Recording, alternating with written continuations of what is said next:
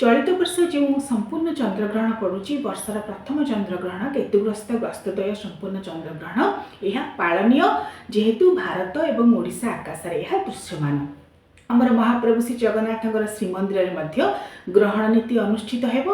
ग्रहण स्पर्श होगा मात्रके महाप्रभुंर ग्रहण महास्नान नीति अनुष्ठित हुए। ग्रहण सरिबा परे ग्रहण सर्वमुख्य होगा परे ग्रहण महास्नान नीति अनुष्ठित हुए। तापर देवपूजा नीति अनुष्ठित हुए। तेबे चलित वर्ष जेपरि भाव में आपण कहली मार्च 3 तारिख दोल पूर्णिमा दिन जेहेतु संपूर्ण ग्रस्तद्वय चंद्रग्रहण पड़ुछि से हांडी छाड़ समय बा पाकत्याग नीतिर समय जहाँ रही से समयटी हूँ सकाळ 6:20। कारण चलित वर्ष जो चंद्रग्रहण दोल पूर्णिमा दिन पड़ अपराह्न 3:20 ताहा आमर पुरी को स्पर्श हम।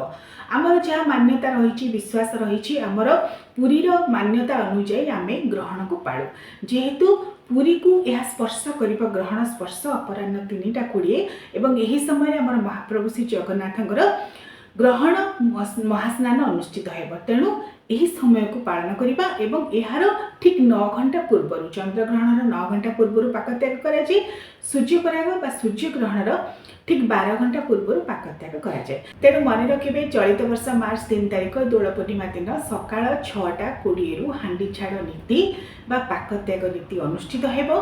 सकाळ 6:20 ग्रहण सर्वमुख्य होगा समय पर्यंत कौन प्रकार मांगलिक कार्य देवपूजा कार्य बा अन्य कौन शुभ कार्य करा नहीं।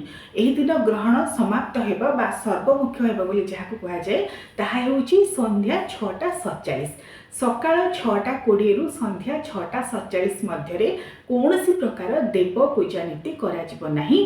आपण मैंने घरे जो मैंने पूजा करुछंती प्रतिदिन ठाकुर को सकाळ 6:20 पूर्व पूजा सारीदेवे एवं जदि पूजा न सारे तेरे 6:20 पर आउ पूजा करें ना। धूप दीप आरती भोग ये सब दिज्व ना कारण देव पूजा कर्म निषिद्ध। जेहेतु ग्रहण लगे केतुग्रस्त संपूर्ण ग्रस्तद्वय चंद्रग्रहण सकाळ 6:20 संध्या 6:47 ग्रहण सर्वमुख्य होगा पर्यंत कौन प्रकार घर ठाकुर पूजा करा नहीं।